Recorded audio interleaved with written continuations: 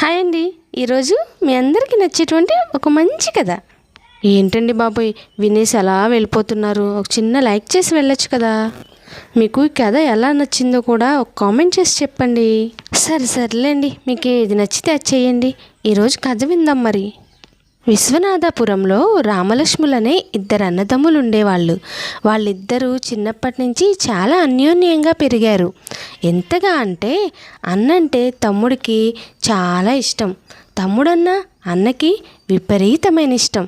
ఆ విధంగా పెరిగారు వాళ్ళిద్దరు. రామలక్ష్ములిద్దరూ అంతే ప్రేమానురాగాలతో పెరిగి పెద్దవాళ్ళయ్యారు. ఇప్పుడు వాళ్ళకి పెళ్ళిడి వయసు కూడా వచ్చింది. వారి తల్లిదండ్రులు వాళ్ళిద్దరికీ మంచి అమ్మాయిలను చూసి పెళ్లి చేశారు. కానీ కొంతకాలానికి రామలక్ష్మణుల తల్లిదండ్రులు ఇద్దరూ ఒకేసారి చనిపోయారు. ఇప్పటికీ వాళ్ళిద్దరికీ పెళ్ళై చాలా సంవత్సరాలైంది. రాముడికి 2 పిల్లలు పుట్టారు. కానీ తమ్ముడు లక్ష్మణుడికి ఇంకా పిల్లలు లేరు.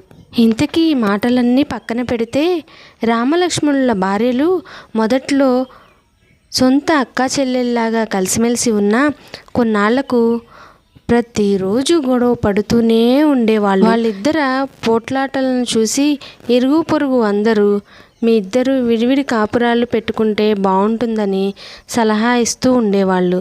కానీ రామలక్ష్మణులకి వాళ్ళ మాటలు ఏమాత్రం నచ్చేవి కాదు.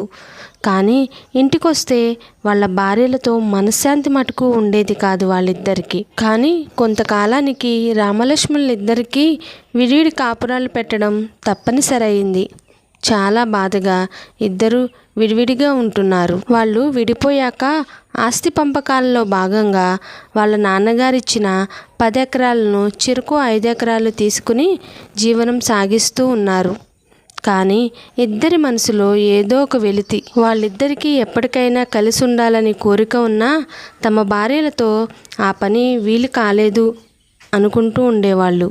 ఇలా జరుగుతూ ఉండగా కొంతకాలానికి రామలక్ష్మణులిద్దరూ పంటలు చేతికొచ్చాయి. రాముడు పొలం గట్టు మీద కుప్పనూర్చి కూర్చుని పంటంతా బాగా పండింది, చేతికొచ్చింది, అంతా బాగానే ఉంది. నాకు 2 పిల్లలున్నారు, తమ్ముడికి పిల్లలు లేరు, ఎలా బతుకుతాడో ఏంటో. నా చివరి రోజుల్లో చూడడానికి నాకు పిల్లలున్నారు, వాడికి ఎవరున్నారు అని ఆలోచించి తన పంటలోని కొంత ధాన్యాన్ని తీసి తమ్ముడికి తెలియకుండా తమ్ముడు ధాన్యంలో కలిపేశాడు. ఆ తర్వాత రోజు ట్రాక్టర్ మీద కూర్చుని ఆలోచించుకుంటూ, లక్ష్మణుడు పంట బాగా పండింది, ఈసారి డబ్బులు కూడా బాగా వచ్చేలా ఉన్నాయి. మేమైతే నేను నా భార్యే, కానీ అన్నయ్య వదిన 2 పిల్లలు, ఆ పంట సరిపోతుందో లేదో, చాలా బాధపడతాడేమో. అన్నయ్య నోరు తెరిచి అడిగేవాడు కూడా కాదు. ఏం చేయాలో ఏంటో అని కాసేపు ఆలోచించుకుని తన పంటలో నుంచి కొంత ధాన్యాన్ని తీసి అన్నయ్య ధాన్యంలో కలిపేశాడు. ఇదే విధంగా కొన్ని సంవత్సరాల పాటు జరుగుతూ ఉంది. ఇలా చేయడం వల్ల అన్నకి తమ్ముడికి సాయం చేశాననే సంతృప్తి, తమ్ముడికి అన్నయ్యకి సాయం చేశాననే సంతృప్తి.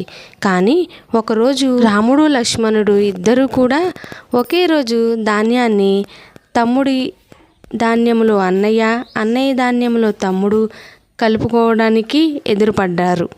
అంతే, ఇహ వాళ్ళు ఇన్ని సంవత్సరాల నుంచి ఒకరికొకరు తెలియకుండా చేస్తున్న పడి నవ్వుకుంటూ ఒకరి మీద ఒకరికున్న ప్రేమకు ఆప్యాయతకు ఎంతో సంతోషపడి ఒకరి భుజాల మీద ఒకరు చేయి వేసుకుని పొలం గట్ల మీద కూర్చుని హాయిగా నవ్వుకుంటూ కూర్చున్నారు. ఇది కదా సంతోషం అంటే.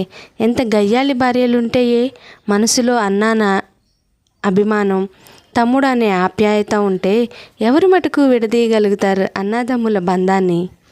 ఎన్ని కోట్లుంటే ఏంటండి, అన్నదమ్ముల అనుబంధంలోని మధురమైన తీయదనం తెలిసిన వాళ్ళే నిజమైన కోటీశ్వర్లు అని నాకు అనిపిస్తుంది. మీరేమంటారు? కామెంట్స్లో చెప్పండి.